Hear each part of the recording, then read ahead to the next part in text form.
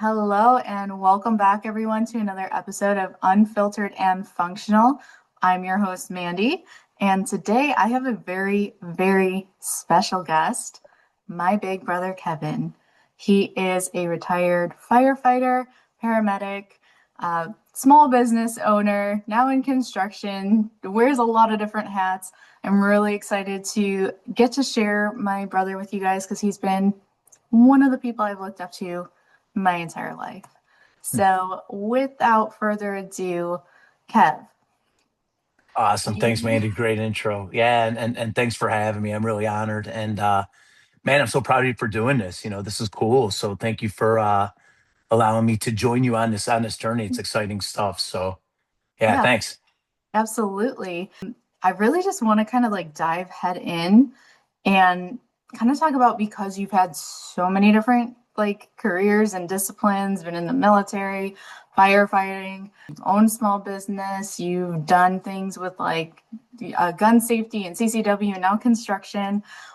What have you continually learned through all these different roles specifically about yourself? Boy, that's a good question. I mean, yeah, you got me already. So I'd say that probably the biggest thing I learned about myself is I think we don't know what we're capable of doing until we try it. I I, I think a lot of people hold themselves back. One of the things I always tell people is I'm like, you're the only person that can tell you no. And meaning if somebody's like, oh, I want to apply for this job, but I don't think I'm qualified. Well, don't take yourself out. Apply and let them tell you you're not qualified. So I think that that's kind of what I've learned, and it's just, boy, you never know till you try, right? I think people seem to be inherently afraid to fail. And nobody wants to look dumb, nobody wants to fail, and I get it. But my advice to everybody would be like, man, whenever you're new at something, like let's say when I was in the fire academy, when I was brand new in the fire academy, they'd show us something, be like, who wants to go first? Well, there were a lot of guys who would hang back and they're thinking, oh, I'll watch everybody else, and so when it's my turn, I got it, right? Well, people have short memories. So let's say in a fire academy class of 20 people, if you're the 20th guy, and with all of those people and being able to watch everybody else and you still script, that's what everybody's going to remember because you're the last guy to go. So I'd always be the first guy to go. I'm like, let me get my screw ups out of the way. And I think the most important point that I would like to make is, man, people need to learn how to fail and make those mistakes when you're supposed to. Meaning when you're brand new at anything, nobody expects you to know anything. So if you don't put yourself out there and get those mistakes out of the way right away, then 5, 10 years down the road, maybe you're making mistakes that could have been resolved if you just got it all out of the way when you were expected to make mistakes anyway. So yeah, I would say that my biggest thing is I'm just not afraid to fail. I embrace it. It's make my mistakes early and just keep going. No, that's really beautiful because this is something that I've talked to people about before too, and it's like failing is an absolute necessary part of being successful. Yeah, Absolutely. Like absolutely. you have to fail. It's like I made the analogy, and I always feel like such a dumb blonde. Sorry, blondes out there, because I can't. I'm like, who's the guy that invented electricity? Who- Thomas Edison? Was it Edison? Was it Benjamin Franklin? I don't know. Okay, so the old guy that invented Yeah, there electricity, you go. he had to fail like hundreds and hundreds and hundreds of times before he got it right. And if he hadn't done that, would we be living how we're living now? Like maybe, but how long would it have taken? So I think that's an excellent point, and I applaud you. I definitely used to be the person that would be the 20th person holding back, but I've learned it pays to go first. So thank you for definitely sharing that wisdom. If you don't mind, though, because I do have a kind of a little bit more personal question about those lessons per se, and kind of tying it in because you and I have both had pretty high intense careers. So I Yeah, know yeah. that many people struggle when they leave those high intense careers just because we have a loss of structure. There's the loss of adrenaline. Sometimes maybe that sense of purpose is gone. And you've had multiple transitions now from higher stress careers. So how, what was that transition like for you and how did you deal with that? Yeah, that's another great question. So the short answer is I'm still dealing with it. All right. So I don't have a magic pill to fix that. But if you go back to when I joined the army, I got out of the army and it wasn't long after that I got into the fire service, which was, you see that a lot with military vets, where a lot of them go into either, firefighting or law enforcement because it's they call them paramilitary organizations. There's a rank structure and all of that. And you still have that sense of duty, right? And serving something bigger than yourself. Going from the army to the fire service was pretty easy. Separating from the fire service, though, that was a little bit more difficult than I thought. Because first of all, and without getting, without taking a dark turn in this, it's everything and all the things that you see and stuff over 27 years. They started knocking on the door about a year after I was retired, so I had to struggle with that, and I got through that. But what I'm continuing to deal with now is, man, for my entire adult life, I've had that purpose, that duty, and I guess what I'm getting at is I've always been in a position where I'm helping others, whether it be through my military service or through being a fireman. And that's what I'm struggling with right now is not being in a position to help people and make that big impact. That's where my heart is just helping other people, which is why I love what you're doing. And this helps, right? Because now by you allowing me to join you with this a little bit, gives me a little purpose. But yeah, that's it. That's a void that's missing in me is being in that position to have that big impact in people's lives. And I'm continuing to kind of deal with that. Yeah. Thank you for sharing that. And have you noticed it take any specific toll on your health, or how have you been managing your health in response to kind of?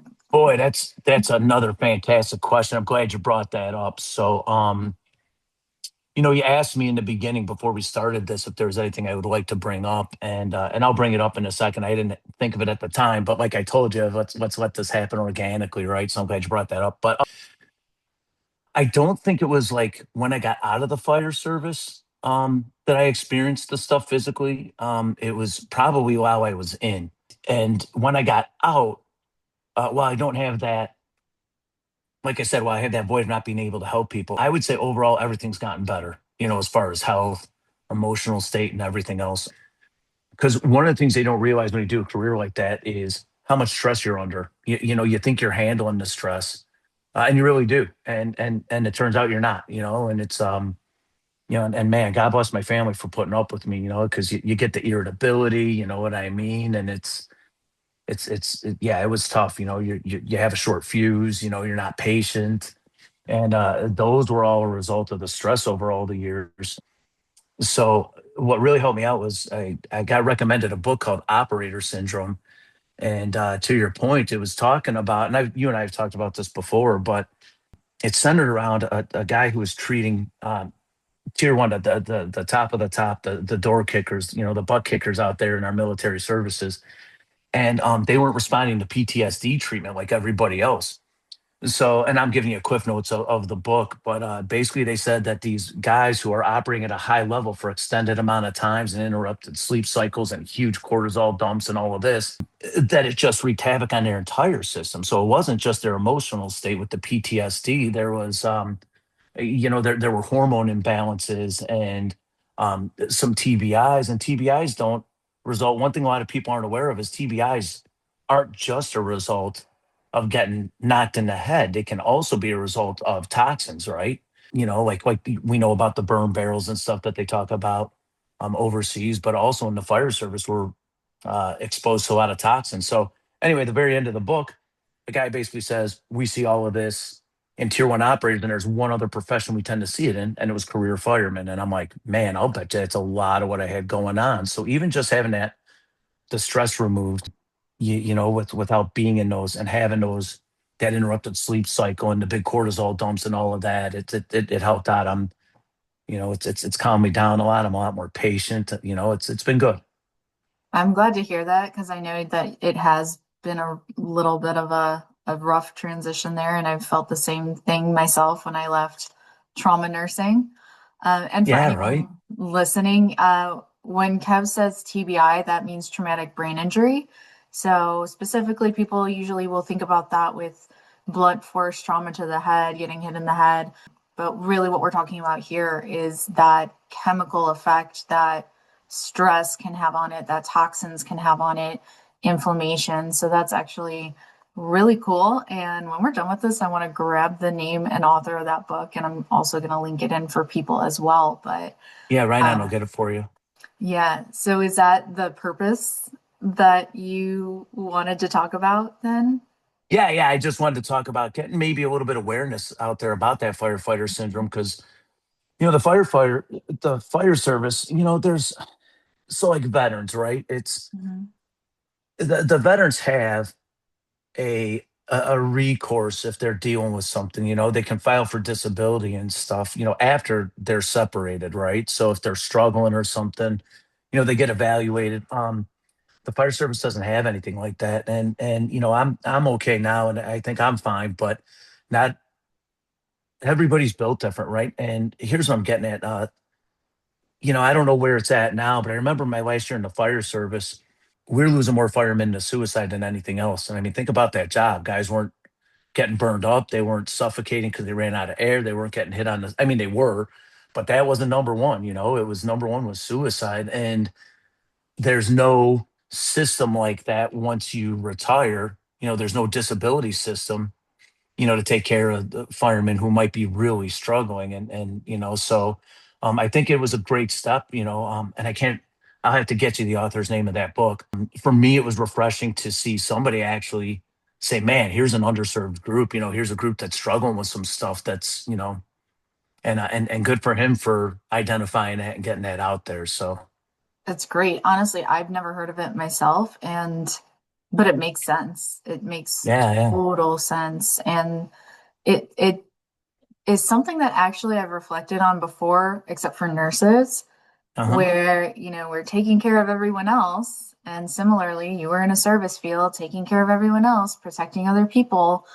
And then it's like when you're done with that, then you put your body, heart, soul, everything into it. And then who takes care of what's left of you from the Right. toll that that's all taken? And I think you make a really good point with that. And if you don't mind me asking, like, I know that you're good now or still like kind of, handling some things, but how do you feel like your mental health has been coming out of that? Or like, do you have any resources that you've tried that have helped you or that we could recommend to other men? Because I know mental health for men in general, let alone, EMS is like a huge, huge hole that we need to address.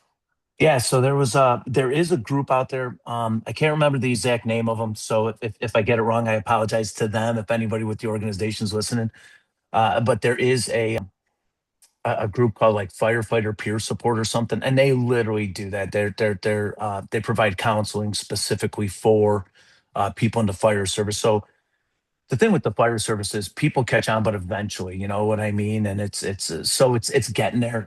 People are starting to become more aware, and there are resources out there. I actually, one of my guys used one of those services, and I think he had pretty good success with it, after I left, but he was struggling a little bit, and I know he used them, and he's had some good success, and it's really helped him out. For me, again, I'm blessed. I think I was cut out for that kind of work. So, I told you that there was a time after about a year when I was out when I struggled a little bit.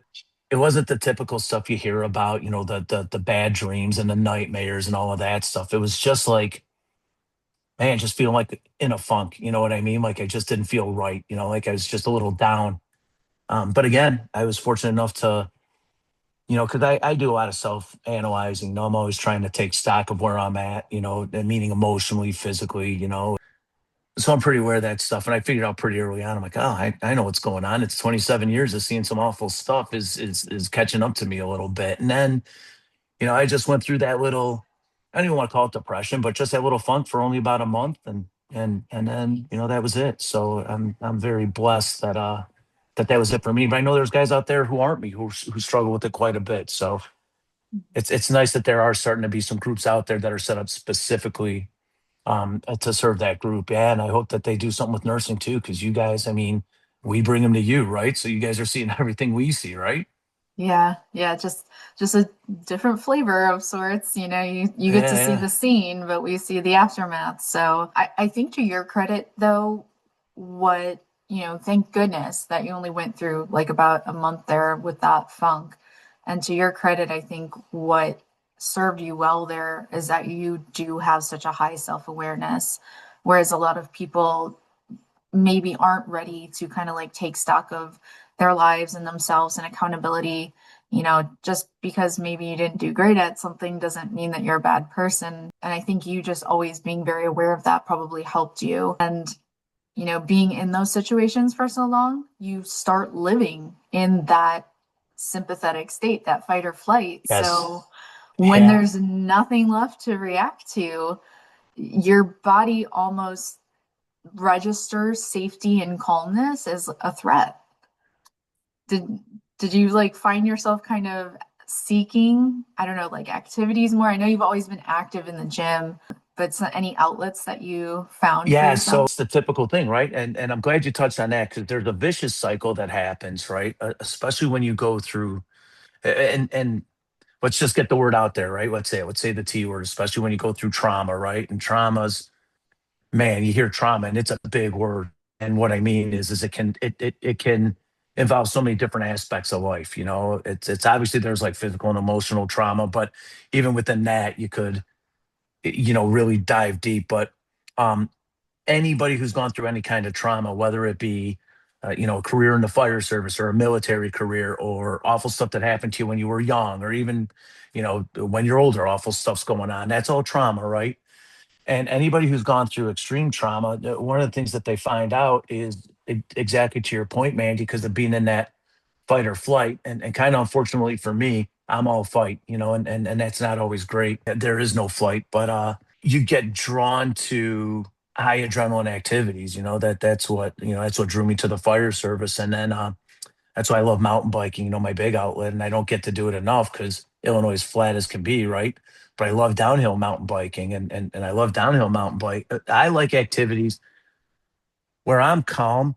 I was watching a TV show and they said this, it was about Navy SEALs, right? But it's calm in the chaos. And I think that's, I'm going to say it, I think it's a side effect of being in that sustained fight or flight that you find that you're most calm in dangerous or chaotic situations. That's why I've always been drawn to martial arts. When I'm out there sparring and somebody's throwing a whole bunch of attacks at me and I don't have any time to think, just react. That's my zen moment right there. And I'm not saying it's healthy or right, but that's kind of how you deal with it. You find something that another way, and I hate to say it, but video games, because it's you got all the stuff coming at you and all the stuff going on, and it shuts everything else off, and it's probably not the most healthy outlets, but mountain biking's fine, right? Because it's at least there's a health benefit, but and same with martial arts, but yeah, that's kind of you get drawn to those stimulating, it's I think I told you once, I'm still trying to figure this part out, but I don't know how to relax because Mhm. even what I do to relax, martial arts, mountain biking, it's they're very stimulating. It's not the kind of relaxation that I probably should be seeking. It totally makes sense. I was in the same boat as you and felt the exact same way going from trauma nursing, where it's like the calm and the chaos, because it would be someone's rolling into the OR and it's life or death. And it's not just Yep. on you, we have a whole team, but if I slow down for 10 seconds, that could be a huge deal. That could be an Hmm. absolutely like life or death blow deal. So I found when I was leaving trauma nursing to do ambulatory surgery where everything is controlled, like I was like, oh, be like, I'm so good at this. Like, but now, interestingly enough, since I only do that 1 day a week now, some days I'll go into nursing work and I'll be like, oh my God, it's my first day now. Where it's like I almost learned how to relax too much, if that makes Ah, sense. okay. Yeah, Where yeah, like it I does. now I mentally have to prepare when I'm going into that setting, like, okay, checklist. Patient comes in, we do this, we do this, we do this, get ready, get ready. And now I have to do that mental checklist. Whereas before it was just nature, second nature, Yeah. jump on it. So do you want to kind of like I love this topic, but I also want to pivot just a small amount because you have always been into fitness. And Uh-huh. I want to know what originally got you into fitness. I want to know how the military affected what you ate and what you did for fitness and how that kind of translated now later in life. Boy, that's another good one. So what got me into fitness? I was always into sports, right? And I was just always an active kid, and that's a whole nother story for another podcast, maybe. But anyway, because there's a psychological component to that too. But I was always very active, and unfortunately, let me just pause, and I'll do my little sidebar, and I'll get back on track. One of the things I love about what you're doing and where the fitness industry is now is you guys know so much. Like, man, when I was getting into it, it was awful. Nobody knew anything. Like nobody talked about nutrition. And man, just thank the good Lord above, I was always active because if not, I know I'd be obese because I was eating just whatever I wanted, but I was burning it all off, which for those of you listening out there, it's a horrible way to do it. Don't do it. It actually started, my fitness journey kind of started when I was, let's say, the seed was planted, believe it or not, when I was 14 or 15 when I ruptured my ACL. And that's a whole nother story because it got misdiagnosed, wrong surgeries. So my knee was obviously not great. And so a lot of the activities that I like to do, the sports and stuff, I was limited because I couldn't do it. But man, I'd always been so active. And so finally I decided, well, maybe I get into weightlifting because it's, I have more control over, now I can work specific parts of my body. So if the knee was bugging me one day or something, I could work around it or, go lighter and just have more control than over, like wrestling or martial arts or something like that or soccer, all the things I used to love to do. So it was really kind of to fill that void that an injury created as far as not being able to do sports and that's kind of where it started. And then, man, being in the army, boy, let me tell you something. It's nutrition is terrible in the army. I don't care what anybody says. It's the army food's awful. It's oh my gosh, I don't even want to know what was in it. But it's just not good. It might be different now because it was a very long time ago for me. But it's unfortunately it's just you go to the chow hall and you eat what you're served. There weren't a lot of choices, so and I didn't learn it about really nutrition until I didn't even start learning about nutrition until man, probably 2000, and it's at that point I'd already been lifting 8 years, and just started learning about nutrition then, so it was, yeah, it's cool to see even the way you work out nowadays. It's so cool to see, the advantage that people like you and people younger than you even they've got such a huge advantage because the fitness world's made so many strides and nutrition and everything else. It's great. It's I wish I had it, right? But yeah, so that's how it started because I couldn't compete in sports anymore, so I decided to lift. I mean, I have a memory of you coming back from the army, and I remember I think everybody was like making fun of you too for eating like protecting your plate.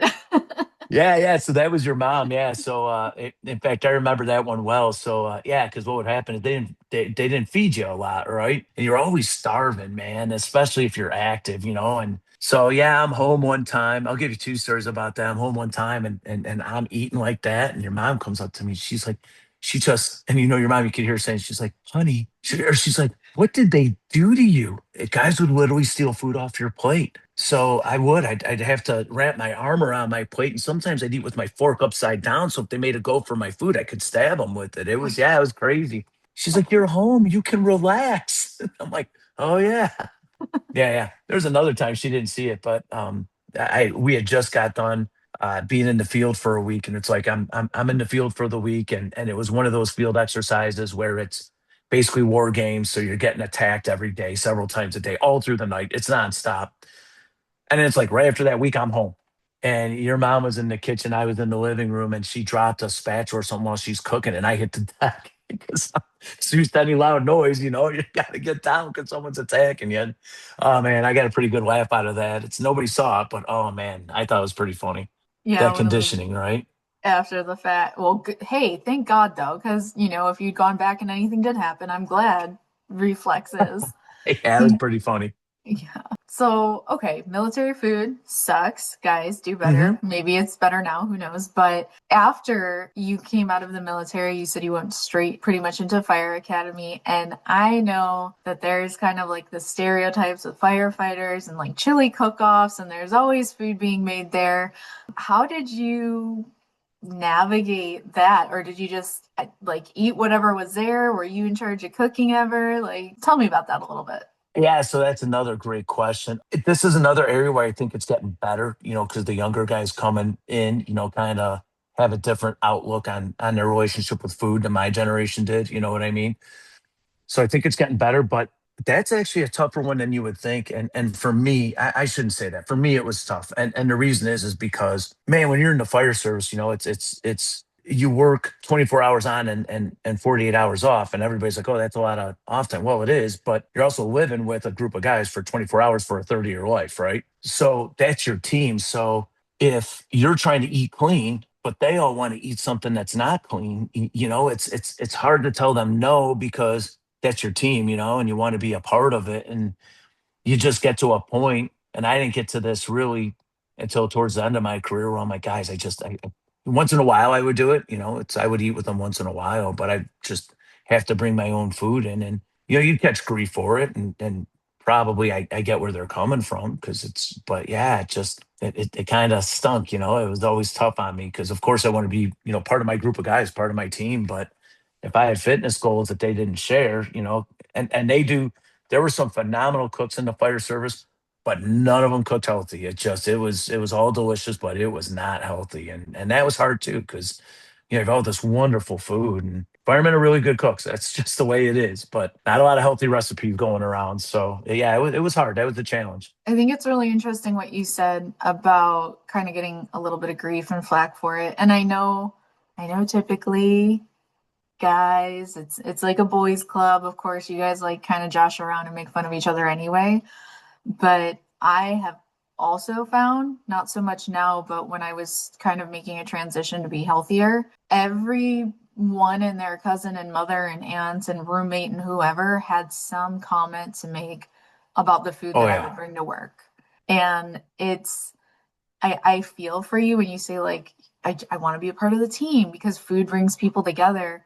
And there were times when I don't know if you felt this way, but like I felt very isolated. Like people would sometimes go out of their way not to sit at the same table as I was at. And Ooh. later I realized it was like a projection, right? Like they don't want to sit with somebody that's eating healthy because they're not eating healthy and maybe they want to be. And I get that now.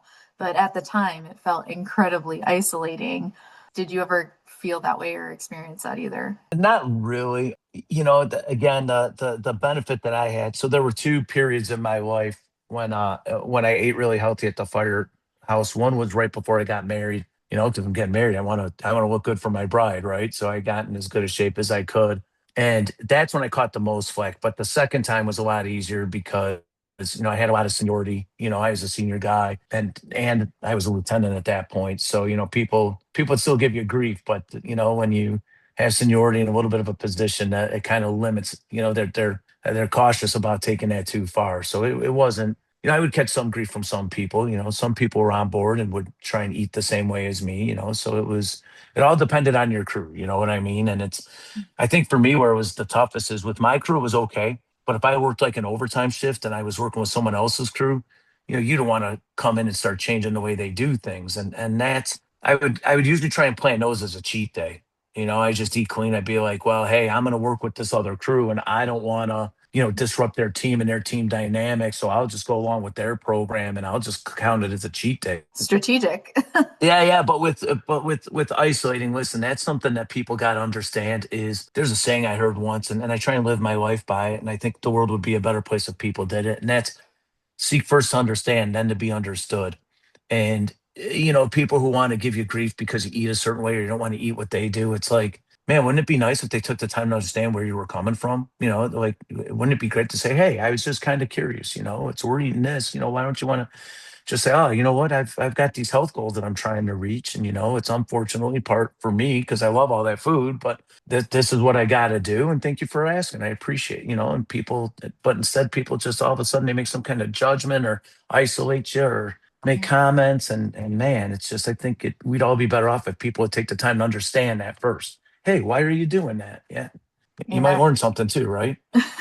Yeah, at first it was rough. Like I said, now I'm good. I'm used to it, and it is a point now where the people I've worked with for a while, they will ask questions, or they'll, which is really cool. Like I'm genuinely flattered when someone comes up to me and is like, "Hey, I have a question. Should I be eating this?" Or like, "Oh, I had this surgery and the doctors say I shouldn't have too many fats now. Like, what do I do about that? Because I'm not giving up peanut butter." And I'm like, "Okay, I feel you." So that part's cool now, but like kind of like you said, it almost had to I wasn't like a lieutenant or anything, but worked my way up. People saw it enough that it was like not shocking anymore. And the thing people got to realize, and you and I have talked about this in the past too, is when you decide, if you make the decision to lead a healthier lifestyle, it's like anything else. Whenever you make a lifestyle change, man, small changes are where it's at, you know? So, like you just said, somebody says, "Oh, but I'm not giving up peanut butter." Then great, then don't give up peanut butter, but maybe give up a bowl of ice cream at 9 at night. You know what I mean?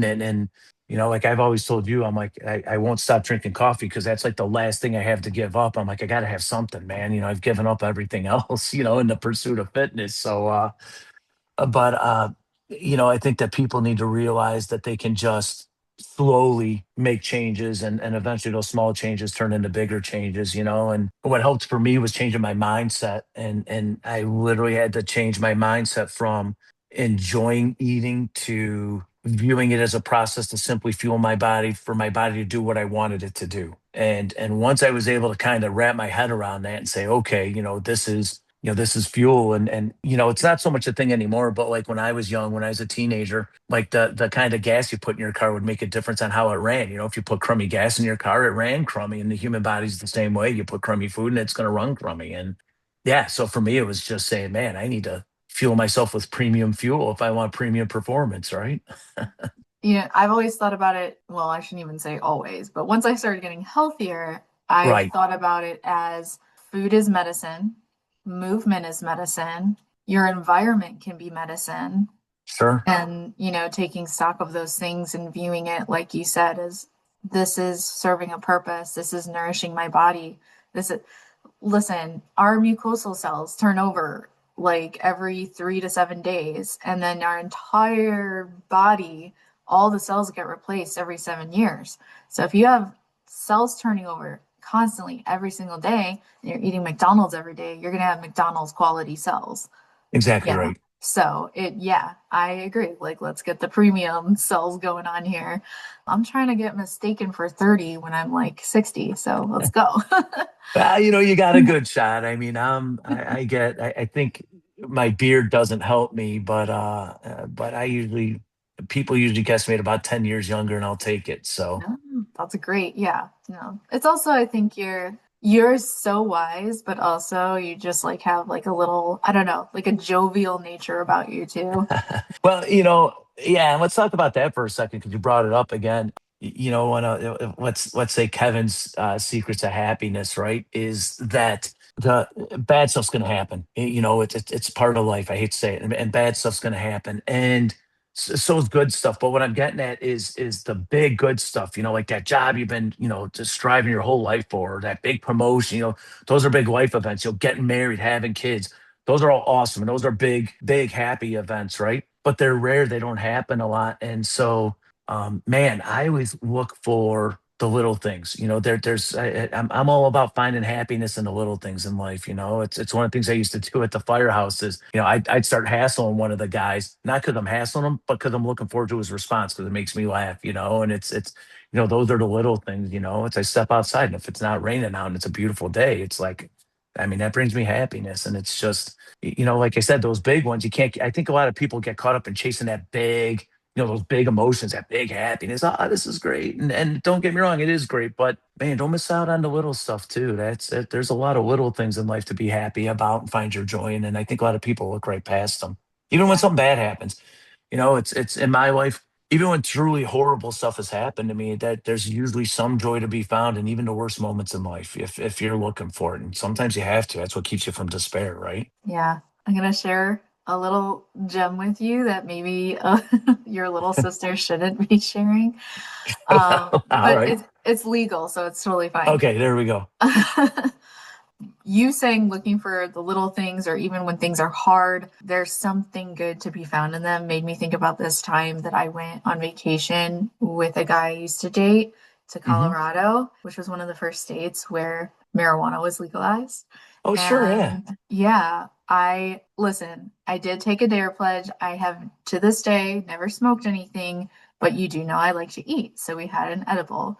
And Uh-huh. one of us took it really, really well, and the other one of us did not take it well, and he was very paranoid. And like the plan was, let's have a tiny bite of this edible and go walk the gardens. And there was like a nature conservatory or something. Never happened. He was super paranoid. And he's Oh like, we man. can't go out there. We can't do that. And my response to him, which is where I'm bringing this full circle to what you just said, is, Uh-huh. hey, it's okay. Nothing's permanent. We're always in a constant state of change. So this isn't going to last. Wrong thing to say to somebody who is paranoid on Right. THC for the first time. But in my mind, it made sense. And then, like, looking back on it, I was annoyed at the time. Now I kind of laugh. I don't partake in that. It really wasn't for me long term. Tried it. Cool. Not for me. If it is for anyone else, no judgment here. But all that to say is, I think it's cool looking back now that even in that altered state, that I was like, yeah, there's still like, we have to enjoy what's going on now, because even if Yes. something is bad, it's not going to last forever. Everything's cyclical. It's going to come back around, and there's going to be good things. I do kind of want to take it in a little bit of a different direction, though. And this is a question I don't think you and I have ever discussed before. Okay. And I'm very curious on your take, especially because you've spent such a large amount of time around other men in the fields that Hmm. you've been in. To you, what does healthy masculinity look like? Boy, that's a good one. I'm old school, right? The thing that always sticks out in my mind, and I used to tell my crew this, right, is I used to always tell them we set the example. And I think that healthy masculinity, I think part of being a man is exactly that, is kind of like a practice what you preach thing, right? So like if there's something that like you say, oh man, you shouldn't do this, but then you do it, you lose all your credibility, right? It's interwoven with integrity. That's my big, like if you're into those power words, my words integrity through and through, it's just being who you are and being loyal to that and being faithful to that and not changing things and just yeah, I think it's setting the example. I'm going to say for me, it's kind of set a biblical example, right? And my faith's also deep, but in this case, like let's just peel a whole bunch of stuff back and say, man, how much better would the world be if you spent some time watching out for others, right? I tell my daughters, I say you should always be seeking opportunities to help people weaker than you, and I always say not necessarily physically. They're both still in school, so I'm like, if you're strong at math and there's somebody who isn't, well, that's your strength and their weakness. So you should be looking to build them up and help them get to where you're at. So I think that having a good set of morals and being convicted and setting the example, so that my friend Eric Shields, shout out to Eric, right? We've been friends for man, oh man, I don't want to say it, but going on 50 years now, since we were 4 years old. And he said, he's like, Kevin, man, you always do the right thing. I had to correct him. I said, well, not always, but I try. Being that, I do think there's a little bit of a hunter-gatherer thing. I'm gonna, at the risk of offending maybe some of your audience members, when I see, I work in a college town right now, and when I see a young couple and the woman's paying for everything, man, that just drives me crazy. It's have some chivalry, man. It's men should be the provider. I'm certainly not being misogynistic or anything and saying that women belong in the house or anything. That's not it either. But I'm just saying that that's probably it. Is that healthy masculinity is being in a position to where you can help other people, Mhm. whether it be your spouse, or your kids or your neighbors. It's yeah, I would say that. It's I think that that's it. Is just man, be that beacon in your community.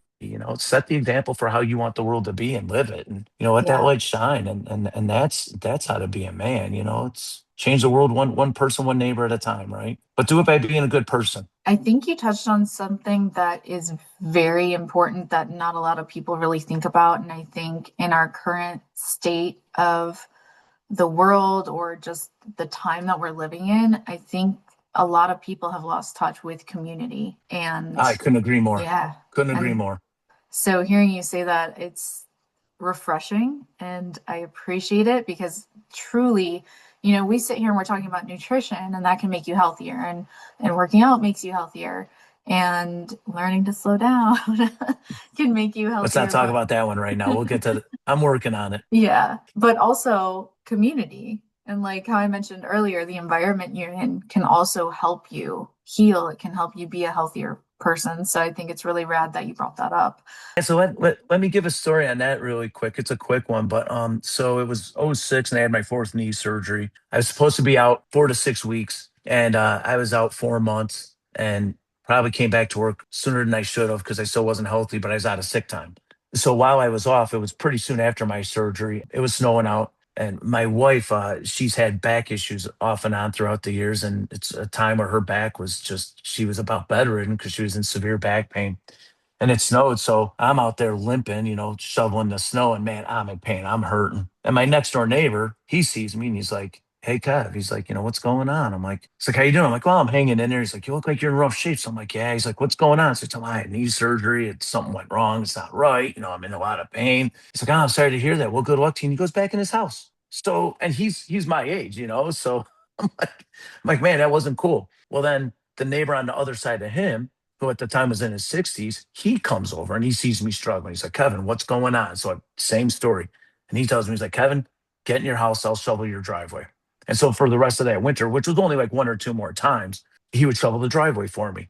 The point of the story I'm trying to make is this, and this to me is part of being a man. Every year since '06, when it snows, I go over there and shovel their driveway. And one day he came out to me and goes, "Kevin, why do you always shovel my driveway?" I said, "Because when my knee was banged up," I said, "you helped me out." I said, "Kevin, I shoveled your driveway like twice." I said, "But you did it at the two times I needed it the most." And yeah, to this day, I still get out there. Tomorrow it's supposed to snow like a beast. I'll be out there shoveling their driveway. It's because Oh, that's the other thing is when somebody decides to show you kindness, I think it's on us to make sure that it's one thing to say you appreciate it, but show it. Find a way to show it. Find a way to pay it back, man. And if it's not to them, if it's like a random act of kindness, then just pay it back to somebody else. It just, yeah, it's somebody really does something that really moves you. I think the best way we can honor that is by following their example, right? And doing something kind for someone else. I agree. That's literally how we change the world. Like one small act of kindness at a time. Yeah, that's That exactly right. example. There's something else that you did bring up about you have two daughters. You've taught them Yeah, many yeah. lessons. Love them. They're wonderful. And Thank you. something I wanted to ask you about that because it has got to be difficult being a daughter dad to, I spent my childhood growing up watching you being like the badass, like in all these different roles, but you've always had this gentle streak. And I won't bring it up too much, but like you played Pretty Princess with me. Yeah. And Yeah, my we daughters to have, put makeup on me. Oh yeah. It's yeah, so you've got that soft streak. And my whole question then is having daughters is not for the faint, not for the weak. One or two lessons that you want to impart upon them as they're starting to grow up, get older, and become young women themselves. Yeah, so the biggest thing that I tell everybody, and it's my lesson for everybody, is that it's my experience that everybody is capable of so much more than they give themselves credit for. Like when you hear about somebody starting something and they give up, very seldom did they actually now they think they put work in, right? Like, but man, it's just, I think people give up on stuff too soon because people don't like adversity. They don't like hard, right? And the problem with that is you can never really figure out what your ceiling is until you fail, right? So let's keep it simple. Let's talk about lifting, right? And I know this is about health and wellness. So first of all, before I say anything, like you said, I don't judge anybody on anything, right? So we all have our fitness journeys are our own. They're unique to us. And with me, I'm just trying to be in the best shape that I can. That's it. That's literally my only goal. Now, what I'm bringing up there is that I'm not interested in in doing shows. I'm not interested in doing powerlifting competitions and any of that. So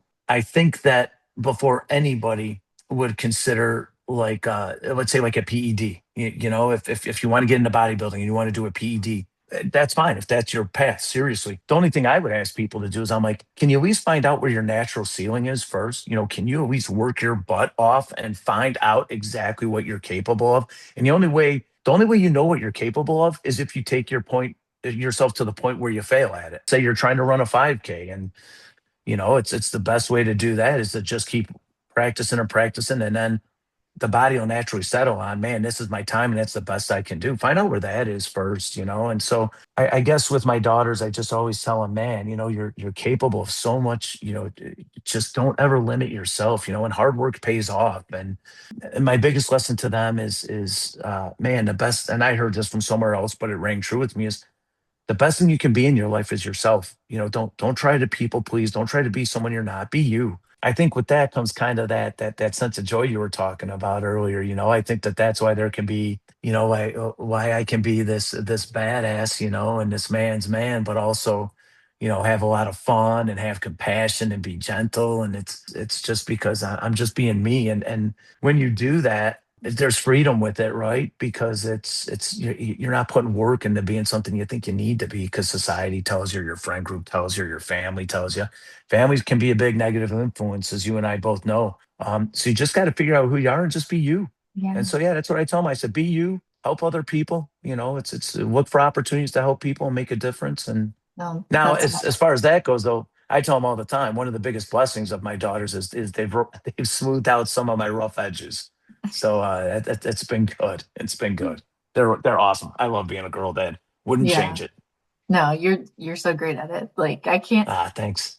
I could not see you as a boy dad now because it's I'd just be like terrible. I mean, maybe I with the those roughhousing, but you'd be great. But that's it. otherwise, Those No, you know what? I heard this from a guy that I used to work with. He was a police officer on Darien. He was also a girl dad. When I saw that, because I saw him with his kids, I'm like, oh man, that's great. I'm a girl dad too. And he said it. I didn't think about it beforehand, but after he said, I'm like, dude, that's me. He's like, I'm glad that God gave me girls. He's like, because if I had boys, I'd be so hard on them, I would have ruined them. I'm like, oh my gosh, I could.